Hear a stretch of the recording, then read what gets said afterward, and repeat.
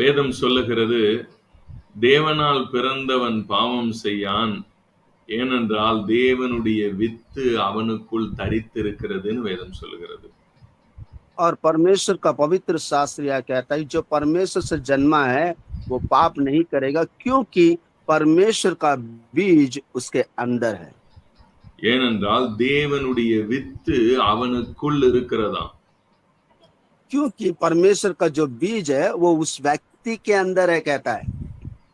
So தேவனுடைய with ஒரு மனிதனுக்குள்ள இருந்ததுன்னா, அதாவது தேவனுடைய வித்து ஒரு மனுஷனுக்குள்ள அந்த விதையா ஒருத்தன் இருந்தான்னா அவன் எப்படிங்க சாதாரணமா இருக்க முடியும்? यहाँ देखिए अगर परमेश्वर का बीज अगर एक व्यक्ति का अंदर है तो वो कैसे एक साधारण सा व्यक्ति हो सकता है, थोड़ा आप सोच के देखिए। ஒரு விஷயத்த நல்லா புரிஞ்சுக்கோங்க. எல்லா விதைக்கும் இப்படி வளர்ற வல்லமை இருக்குதா? பாறாங்கல்லையே கொண்டு வந்து அது மேல வச்சாலும், அதையும் உடைச்சுக்கிட்டு உள்ள புகுந்து வளர்ற வல்லமை எல்லா விதைக்கும் இருக்குதா? அப்படின்னா எல்லா விதைக்கும் கிடையாது. यहाँ देखिए जो भी बीज है तमाम बीज के अंदर वो जो सामत है वो जो सामत जो वो बीज के ऊपर एक पत्थर को रखने पर भी जो है एक चट्टान को रखने पर भी जो है वो फाड़ कर बाहर निकल कर आता है, वैसे सामत सारे बीज में है क्या? ऐसे अगर आप सवाल करते हो तो सारे बीज में नहीं है। ஆமா. இப்ப கடுகு விதைய போட்டு அது மேல ஒரு பாறாங்கல்ல தூக்கி வச்சா, கடுகு எல்லாத்தையும் ஓட்ட போட்டுக்கிட்டு வெளிய வந்துருமா கடுகு செடி? यहाँ देखिए राई के दाने को ले जाकर वो डालकर उसके ऊपर एक पत्थर को अगर रख देंगे तो वो क्या वो पत्थर को फाड़ कर निकल कर आ सकता है क्या? वो उसमें उतना सामर्थ है क्या? தக்காளி செடிய नहीं। போட்டா உடைச்சுக்கிட்டு வெளிய வந்துருமா? தக்காளி செடி எல்லாத்தையும்? यहाँ देखिए टमाटर का बीज अगर हम डाल देंगे वो बीज के ऊपर अगर पत्थर को रख देंगे वो टमाटर का बीज क्या फाड़ के बाहर निकल सकता है? ऐसा नहीं निकल सकता है। அப்ப அதுக்குன்னு சில விதை இருக்கு பாருங்க. ஆலமரத்தின் விதை, அரச மரத்தின் விதை. ஏன்னா ஆலமரத்தோட விதை ஒரு இடத்துல விழுந்து கிடந்துச்சுன்னா நான் சொல்றேன் அந்த விதை எப்பேற்பட்ட தடையையும் உடைக்கும், எப்பேற்பட்ட சவாலையும் எதிர்கொள்ளும். அந்த விதையின் வல்லமை அதற்குள் இருக்கிறது. அது எப்பேற்பட்ட விஷயத்தையும் தூக்கி அடிச்சு வெளியே வந்துரும். यहाँ देखिए जो पीपल का पेड़ है, ये पेड़ का जो बीज है वो बीज को कहीं पर भी डाल दीजिए, वो चाहे कितने भी बड़े चट्टान हो उसे फाड़ कर निकल कर बाहर निकल कर आ जाता है। தன்னுடைய வழியை அது தேடி எப்படி ஆனாலும் அது அதுக்குண்டான சவாலை எதிர்நோக்கி அதை ஜெயித்து மேல வரும் அது. यहाँ देखिए वो अपने जो चुनौती है उसको जिसका सामना वो करना है उसका सामना भी करेगा, चुनौती का भी सामना करेगा, कैसे भी अपने रास्ते को निकालेगा और बाहर निकल कर वो आ जाएगा। அதுபோலதான் வேதம் சொல்லுகிறது தேவனுடைய with, the seed of God ன்னு உங்களை என்னையும் பார்த்து சொல்லுது. நீங்கள் தேவனுடைய வித்து என்று வேதம் அழைக்கிறது. तो परमेश्वर का पवित्र शास्त्र कहता है कि आप और मैं जो परमेश्वर का बीज है बोलता है वो। நிறைய பேர் எப்படி வசனத்தை பிரசங்கம் பண்றாங்கன்னா நம்மலாம் ஆண்டவரோட தத்து பிள்ளைங்க, ஆண்டவர் நம்மள போனா போதுன்னு தத்து எடுத்திருக்கிறாரு அப்படின்றாங்க. तो कई लोग ऐसे प्रचार करते हैं हम सब परमेश्वर के गोद लिए गए बच्चे हैं, वो परमेश्वर जाने दो बोलकर हमें गोद ले लिया, ऐसे कहते हैं, ऐसे प्रचार करते हैं। ஆமா, நம்மளெல்லாம் இப்படிதான் சொல்றாங்க. நம்மளெல்லாம் ஆண்டவர் நம்ம பாவத்துல இருந்ததுனால நம்மள போனா போதுன்னு தத்தெடுத்துட்டாரு அப்படின்னு சொல்றாங்க. तो कई लोग का ये प्रचार है कि हम जब पाप में थे उस समय जाने दो बोल कर परमेश्वर हमें गोद ले लिया, ऐसे प्रचार करते हैं कई लोग। ஆனால் வேதம் சொல்லுகிறது நம்மை தேவன் தத்து எடுக்கவில்லையாம், பெத்து எடுத்தாருன்னு வேதம் சொல்லுகிறது. परंतु परमेश्वर का पवित्र शास्त्र कहता है कि परमेश्वर हमें गोद नहीं लिया है बल्कि हमें जन्म दिया है। வேதம் சொல்லுகிறது தேவனால் பிறந்தது எல்லாம் உலகத்தை ஜெயிக்கும். பிறக்கிறோன்றது வேதம் சொல்லுது. நல்லா புரியுங்க இந்த வசனத்தை. तो ये एक बात को अच्छी तरह से समझिए, इस वचन को अच्छी तरह से समझिए। परमेश्वर का वचन कहता है कि परमेश्वर से जो भी जन्म लिया है वो संसार पर जीतेगा, संसार पर विजय प्राप्त करेगा कहता है। தேவனால் பிறந்தது எல்லாம் உலகத்தை ஜெயிக்கும். परमेश्वर की द्वारा जो भी जन्म लिए हैं वो तमाम लोग संसार पर विजय प्राप्त करेगा। आमेन आमेन। இந்த கால வேளையில தேவனால் பிறந்தவர்கள் நீங்கள் என்பதை மறந்து போகாதீங்க. ஒரு நாளும் तो நீங்க आज பெத்த புள்ள கிடையாது. பெத்த புள்ளங்கிறத மறக்க கூடாது. तो इन बातों को आप कभी ना भूले, परमेश्वर के द्वारा गोद लिए गए बच्चे नहीं है, बल्कि परमेश्वर के द्वारा पैदा किया गया बच्चे हैं आप, जन्म दिया गया बच्चे हैं आप। इन बातों को कभी ना भूले। 1 யோவான் 3ஆம் அதிகாரம் 9வது வசனம். 1 யோவான் 3ஆம் அதிகாரம் 9வது வசனம். पहला यूहन्ना के पुस्तक 3रा अध्याय और आयत देखेंगे 9। தேவனால் பிறந்த எவனும் பாவம் செய்யான். தேவனால் பிறந்த எவனும். அப்ப நல்லா கவனிக்கணும். ஏனெனில் அவருடைய வித்து அவனுக்குள் தரித்திருக்கிறது. அவருடைய வித்து சீடு அவனுக்குள் தரித்திருக்கிறது. நல்லா ध्यान கவனிங்க. देखिए, परमेश्वर से जो भी जन्मा है वो पाप नहीं करेगा, क्योंकि परमेश्वर का बीज उसके अंदर है। அப்ப நம்மள போனா போது நம்ம வந்து பிசாசு பிள்ளைங்களா இருந்தோம். நம்ம எல்லாம் பிசாசு கிட்ட இருந்தோம். நம்மள போனா போதுன்னு தத்தெடுத்தாரு அப்படின்னா நல்லா கவனிங்க. பிசாசு பிள்ளைங்களை போய் தத்தெடுத்தா அவனுக்குள்ள என்னைக்குமே யாரோட வித்து தான் இருக்கும்? பிசாசோட வித்து தான் இருக்கும். பெத்து எடுத்தாதான் வித்தே மாத்த முடியும். यहाँ देखिए, जाने दो बोल कर कर तो हम सब शैतान के बच्चे थे, जाने दो बोल कर कर हमें सब गोद ले लिया, ऐसा बात है। तो एक बात को आप अच्छी तरह समझिए, अगर शैतान के बच्चे को अगर गोद लेंगे तो उसके अंदर किसका बीज रहेगा? शैतान का ही बीज रहेगा। पैदा करने से यानी कि जन्म देने से ही जो है वो परमेश्वर का बीज बन सकता है। நம்மை தேவன் பெத்து எடுத்தார் நம்மளை. இதை நல்லா புரிந்து கொள்ளுங்க.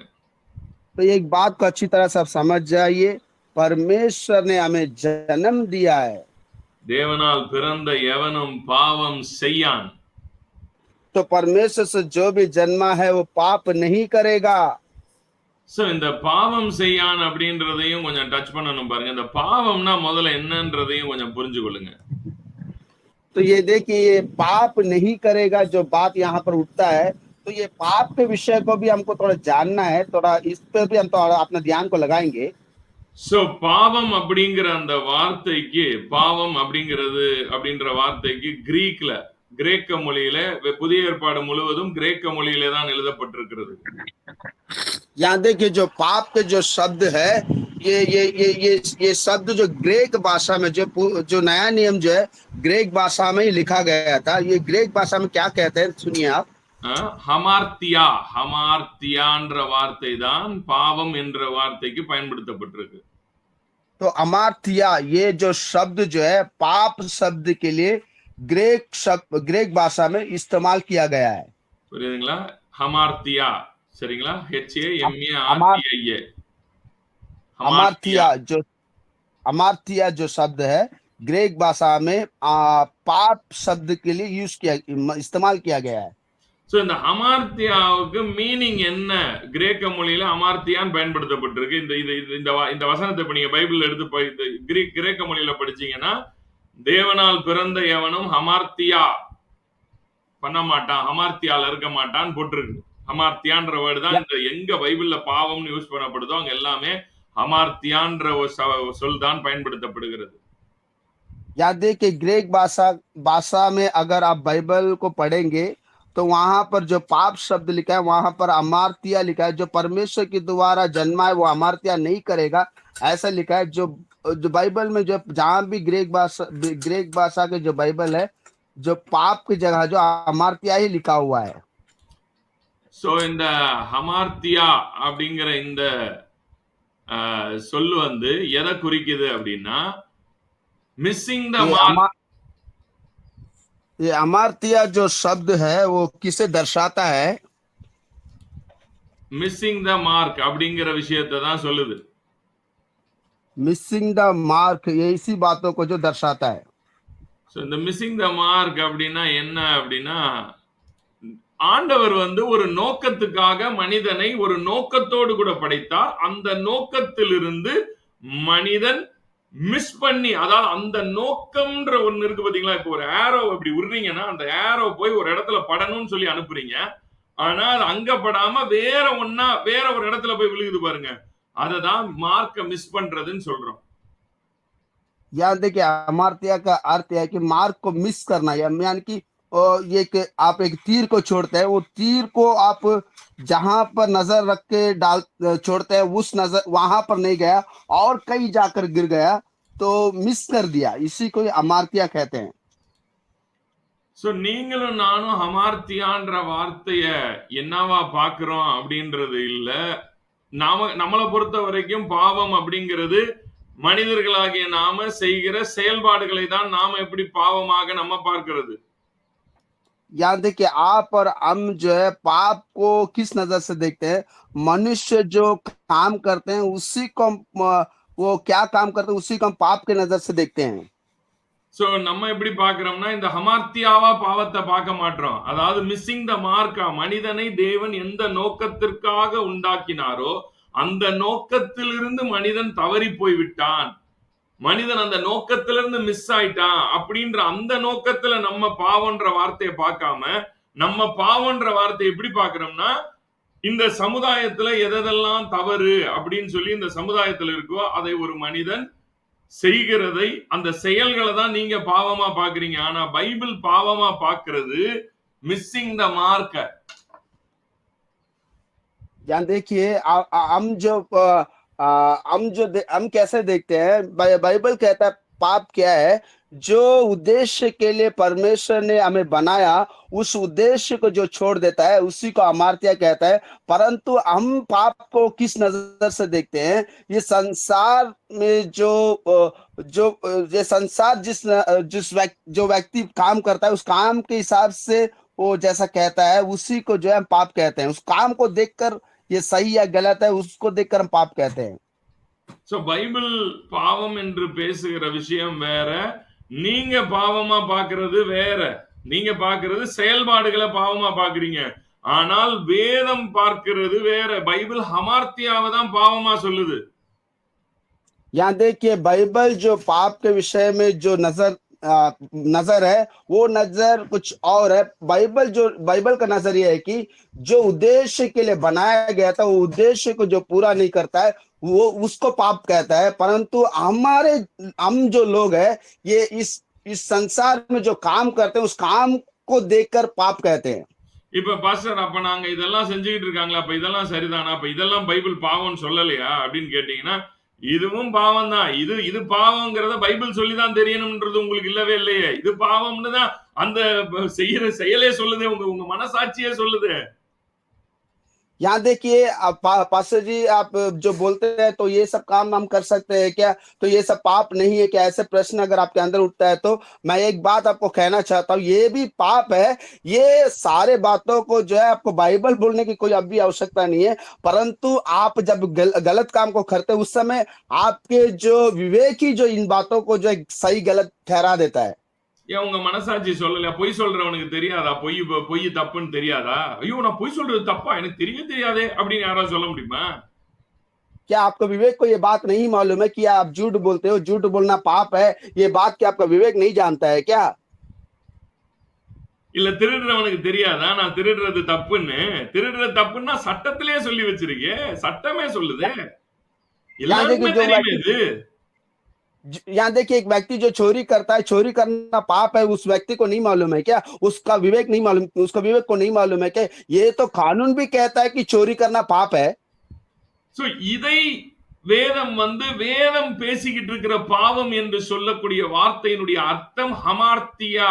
அது நீங்கள் படைக்கப்பட்ட நோக்கத்திலிருந்து தவறி போகிறது.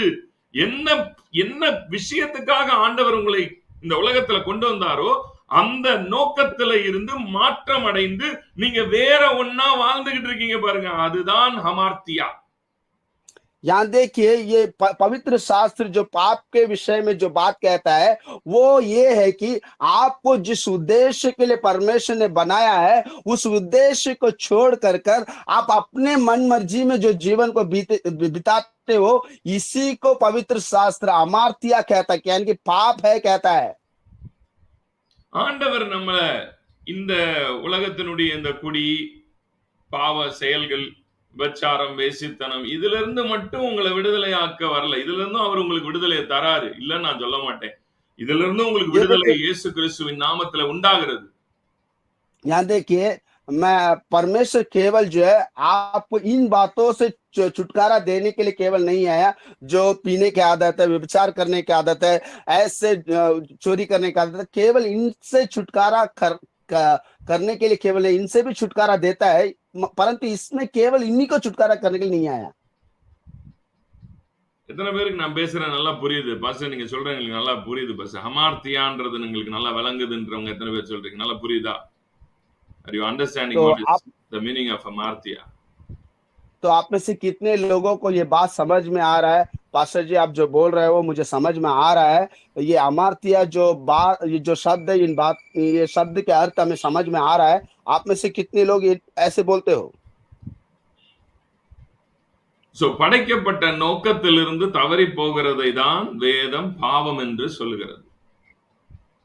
तो जिस उद्देश्य के लिए आपको परमेश्वर ने सृष्टि किया है, उस उद्देश्य को छोड़कर भटक जाते हैं, उसी को पवित्र शास्त्र पाप कहता है।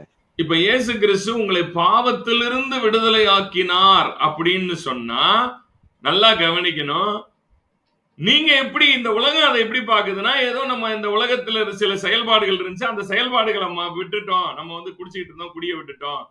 சிகரெட் பிடிச்சிருந்தோம், சிகரெட்டை விட்டுட்டோம். உடனே இப்ப நம்ம என்னவா ஆயிட்டோம் நீங்க நினைக்கிறீங்கன்னா, நம்ம பாவத்திலிருந்து விடுதலை பெற்றுட்டோம் நீங்க நினைக்கிறீங்க அப்படி. यहाँ देखिए, पवित्र शास्त्र कहता है कि यीशु मसीह आपको पाप से छुटकारा दे दिया जब कहता है, तो उस समय हम क्या समझ लेते हैं कि तो हम जो दारू पीते थे अभी दारू छोड़ दिए, हम जो सिगरेट पीते थे तो सिगरेट छोड़ दिए, ऐसा हम समझ लेते हैं। இதையும் ஆண்டவர் விடுதலை ஆக்குறார். கண்டிப்பா விடுதலை உண்டு இதுல. ओ सच में परमेश्वर इन बातों में भी आपको छुटकारा देता है। ஆனால் பாவத்திலிருந்து இயேசு விடுதலை ஆக்குகிறார் என்று சொல்லக்கூடிய அந்த மெயின் வார்த்தை ஹமார்த்தியான்ற வார்த்தையை பொறுத்த வரைக்கும் நல்லா புரிஞ்சுக்கங்க. உங்களை தேவன் எந்த நோக்கத்துக்காக படைத்தாரோ அந்த நோக்கத்திலிருந்து நீங்க மாறி போய்விட்டீங்க. அந்த நோக்கத்துக்கே உங்களை திரும்ப கொண்டு வராருன்னு அர்த்தம். यहाँ देखिए, पवित्र शास्त्र जो कहता है परमेश्वर तुम्हें अमात्या से छुटकारा देता है, जो बात कहता है वो उसका अर्थ यह है कि आपको जिस उद्देश्य के लिए परमेश्वर ने सृष्टि किया था, आप जो उस उद्देश्य को छोड़कर भटक गए थे, फिर से परमेश्वर उसी उद्देश्य में आपको लेकर आता है जिस उद्देश्य के लिए आपको परमेश्वर ने सृष्टि किया था। எந்த மனிதன் கடவுள் என்னை என்னவாக இந்த உலகத்தில் வைத்திருக்கிறார், நான் யார் என்கிற அந்த அடையாளத்தை புரிந்து கொண்டு தன் அடையாளம் என்ன என்பதை சரியாக உணர்ந்து கொண்டு அந்த அடையாளத்திலே வாழ ஆரம்பிக்கிறான் பாருங்க, அவன்தான் பாவத்திலிருந்து பைபிளுக்கு படி பாவத்திலிருந்து விடுதலை ஆக்கப்பட்ட மனுஷன். परंतु जो व्यक्ति ये इन बातों को जो समझ जाता है, जिस उद्देश्य के लिए परमेश्वर ने मुझे बनाया था, उस उद्देश्य में जीवन जो बिताता है, वही व्यक्ति जो है, बाइबल जो कहता है कि पाप से छुटकारा पा लिया, वही व्यक्ति है जो छुटकारा पा लिया समझ लेता है, जो परमेश्वर के उद्देश्य में जीवन बिताता है। சோ அப்ப ஆண்டவர் மனிதனை சிருஷ்டிக்கும் போதே என்ன நோக்கத்துல சிருஷ்டிச்சாரு? What is the purpose of man? ஆண்டவர் மனிதனை படைக்கும் போது என்னவா படைத்தாரு? यहाँ देखिए, परमेश्वर ने जो मनुष्य को जब सृष्टि किया था, किस उद्देश्य से परमेश्वर ने मनुष्य को सृष्टि किया था, यहाँ हम देखेंगे परमेश्वर किस उद्देश्य से परमेश्वर मनुष्य को सृष्टि किया। அப்ப வாங்க, அப்ப படைக்கும் போது என்ன நோக்கத்துல படைச்சாருன்னு தெரிஞ்சாதானே அப்ப அதுவா மாத்தி இருக்கிறாரு இப்பன்றது தெரியும். तो परमेश्वर किस उद्देश्य में हमें सृष्टि किया है, ये बात हमें जानने पर ही जो हम उस उद्देश्य में अपने जीवन को बिता सकते हैं।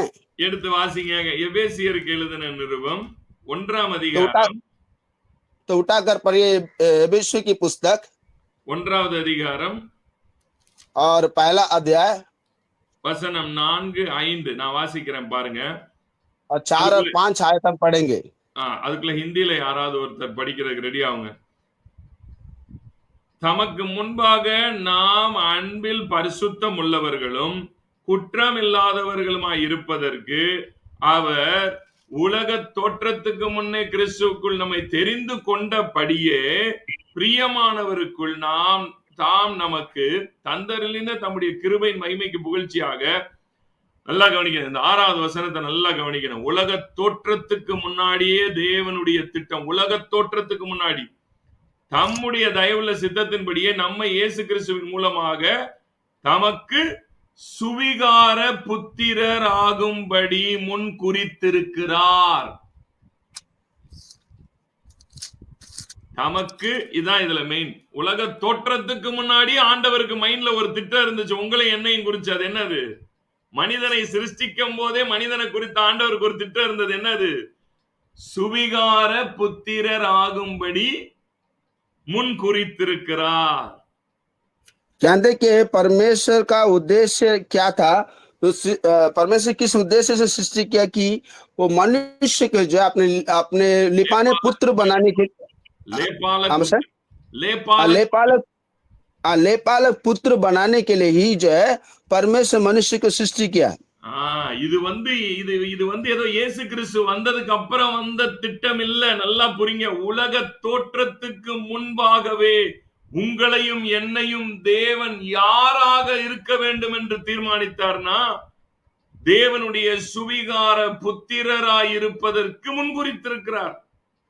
यहाँ देखिए, ये जो बात है यीशु मसीह आने के बाद नहीं हुआ है, परंतु परमेश्वर जो आपको और मुझे जो सृष्टि किया है, सृष्टि करने के समय ही जो है आपको और मुझे अपने लेपालक पुत्र बनाने के लिए ही जो सृष्टि किया.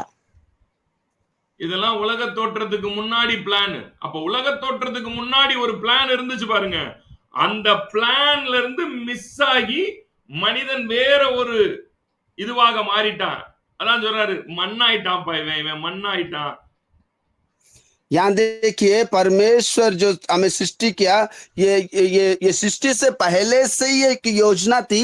को योजना ये थी कि हम लेपालक पुत्र बने, और परमेश्वर मनुष्य जो है उस उद्देश्य को छोड़ दिया. इसलिए बाइबल कहता है कि ये मिट्टी बन गया. எத்தனை பேருக்கு நான் சொன்னது நல்லா புரிஞ்சுது? आप में से कितने लोगों முன்னே தேவன் அவருக்கு புத்திரராகும்படி முன்குறித்திருக்கிறார். புத்திரர்னா புத்திரிகள், புத்திரர்கள் எல்லாம் சன்ஸ் ஆஃப் காடா இருக்கணுங்கிறது தான் காடோட பிளான். यहाँ देखिए, ये सृष्टि से पहले से ही परमेश्वर का एक योजना था. वो योजना ये थी कि हम परमेश्वर के संतान बने, पुत्र या पुत्रियां बने. यही परमेश्वर का योजना था. இப்ப நம்ம எப்படி வாழ்ந்துட்டு இருக்கோம்னா, நம்ம சில கெட்ட பழக்க வழக்கங்கள் எல்லாம் குடிச்சிட்டு இருந்தவங்க குடிய விட்டுட்டாங்க, இது பண்ணிட்டு இருந்தது விட்டாங்க, முதல்ல கோயிலுக்கு போயிட்டு இருந்தவங்க இப்ப சர்ச்சுக்கு போறாங்க அப்படின்னு உடனே நம்ம என்ன நினைச்சுக்கிட்டோம்னா, நாங்கெல்லாம் ரட்சிக்கப்பட்டு விட்டோம் அப்படின்னு நீங்க நினைக்கிறீங்க. ஆனா ரட்சிப்புன்றது இதுதான். இதை புரிந்து கொள்ளுதல் தான். என்னது? ஹமார்த்தியால இருந்து மிஸ் ஆகி போன மார்க்ல இருந்து இப்ப நான் தேவனுடைய புத்திரன் என்கிற அடையாளத்திற்குள் மறுபடியும் வந்து புத்திரனாய் வாழ்வதற்கு பெயர்தான் பாவத்திலிருந்து விடுதலையாக்கப்பட்டு ரட்சிக்கப்பட்டு வாழ்கிற வாழ்க்கை. परंतु हम क्या समझते हैं कि हम पहले दारू पीते थे, पहले नशा करते थे, इन नशा को सब छोड़ दिए तो हम अमार्तिया को छोड़ दिया, ऐसे कहते हैं. परंतु ऐसा नहीं है. परमेश्वर जिस उद्देश्य के लिए हमें बनाया था, परमेश्वर का उद्देश्य ये था कि हम पुत्र बने, हम परमेश्वर के संतान बने. उस उद्देश्य में जीवन बिताना ही जो है अमार्तिया को छोड़कर हम परमेश्वर के पुत्र में आ गए, इसे दिखाता है. சோ இந்த விஷயம் உங்களுக்கு புரிஞ்சாதான் நீங்க உண்மையாகவே என்ன என்ன ஆயிருக்கிறோம், நம்ம யாரா இருக்கணும் இந்த உலகத்துல, என்ன பைபிள் என்ன பேசுது, ஏன் இதெல்லாம் எழுதி வச்சிருக்காங்க, இதெல்லாம் என்ன இது, ஏன் எழுதணும் இதெல்லாம்? உலக தோற்றத்துக்கு முன்னே இருக்கிற திட்டத்தை பத்தி எதுக்குங்க எழுதணும்? வெறுமனையா மனுஷன் இந்த உலகத்துல வந்தது, பாவம் செஞ்சதுக்கு அப்புறம் வந்தா செத்தான் பரலோகம் போனா எழுதி விட்டு போக வேண்டியதானே? இதான் திட்டம்னா, பரலோகம் கொண்டு போறதுதான் திட்டம்னா எதுக்குங்க இதெல்லாம் எழுதி வைக்கணும்? यहाँ देखिए, इन बातों को क्यों हमारे पवित्र शास्त्र में लिखा है? ये स्वर्ग जाना ही परमेश्वर का योजना है. तो मनुष्य आया, पाप किया और परमेश्वर ने उद्धार किया, वो स्वर्ग चला गया. बस इतना लिखने से काफी था. परंतु परमेश्वर इन बातों को क्यों लिखा है कि सृष्टि से पहले परमेश्वर का पुत्र बना दिया गया है, हम लेपालक पुत्र बन गए. इन बातों को क्यों लिखा गया है? பைபிள் பேசுற ஏகப்பட்ட வசனங்கள் இருக்குது. அதெல்லாம் அது ஏன் எடுத்துக்க மாட்டீங்க? எதுக்கு அது ஏன் புரிய மாட்டேங்குதுன்னு தெரியல. எதற்காக அப்புறம் இதெல்லாம் சொல்லணும்? உலக தோற்றத்துக்கு முன்னே ஆண்டவருடைய பிளான் என்ன உங்களை பத்தி. அப்ப அந்த பிளான்ல இருந்து மனிதன் மிஸ் ஆகி வேற ஒண்ணா மாறி வாழ்ந்துகிட்டு இருக்கானே. அப்ப அதுல இருந்து விடுதலை ஆக்கப்பட்டு மறுபடியும் அதே பிளான்ல கரெக்டா வந்து சன் ஆஃப் காடா இந்த பூமியில தன்னைய புரிய வைக்கிறதுக்கு பேர் தான் ரட்சிப்பு. இந்த ஒரு மைண்ட் செட்ல வரல அப்படின்னீங்கன்னா நீங்க பைபிளை தூக்கி வேஸ்ட். यहाँ देखिए इन बातों को आप क्यों समझते नहीं है पता नहीं। पवित्र शास्त्र में जो वचन लिखा गया है इन बातों को क्यों नहीं समझते हैं। क्यों इन बातों को लिखा गया है पवित्र कि आप जो लेपालक पुत्र हो, आपको परमेश्वर ने अपने पुत्र बना दिया है। इन बातों को क्यों नहीं समझते हैं। अगर इन बातों को अगर नहीं समझते हैं तो आप जो बाइबल उठाकर जाते हैं, जो कलीसिया पे जाते हैं, सब व्यर्थ है, बेकार है। கலாத்தியர் எல்லாம் நல்லா படிங்க. கலாத்தியர்ல பவுல் எழுதுறாரு, எனக்கு கொடுக்கப்பட்ட சுவிசேஷம் மனுஷனாலும் அல்ல, மனுஷர் மூலமாயும் அல்ல, தேவனே கொடுத்தாருங்கிறாரு. यहाँ देखिए गलतियों की पुस्तक अच्छी तरह से पढ़िए। पौलुस लिखता है मुझे दिया गया जो सुसमाचार है मनुष्य के द्वारा नहीं, मनुष्य से नहीं, परमेश्वर के द्वारा मुझे दिया गया है, ऐसे कहता है पौलुस। நான் பிரசங்கிக்கிற சுவிசேஷத்தை நான் எனக்கு முன்பாக இருந்த அப்போஸ்தலரிடத்தில் விளக்கி காண்பித்தேன் அப்படிங்கிறாரு.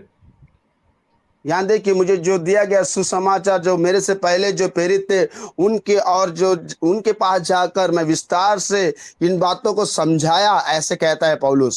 கர்த்தருக்கு சித்தமானா இதை அடுத்த இதுல நம்ம பார்க்கலாம். மண்டே ஒரு வேளை கர்த்தர் இதை அனுமதித்தா சொல்லி தரேன். கர்த்தர் உங்களை ஆசீர்வதிப்பார். परमेश्वर की इच्छा है तो आने वाले दिनों में इन बातों को मैं आपको सिखाऊंगा, और आने वाले सोमवार के दिन अगर परमेश्वर की इच्छा है तो मैं इन बातों को आपको सिखाऊंगा। परमेश्वर आप सबको आशीष देवे। நாம்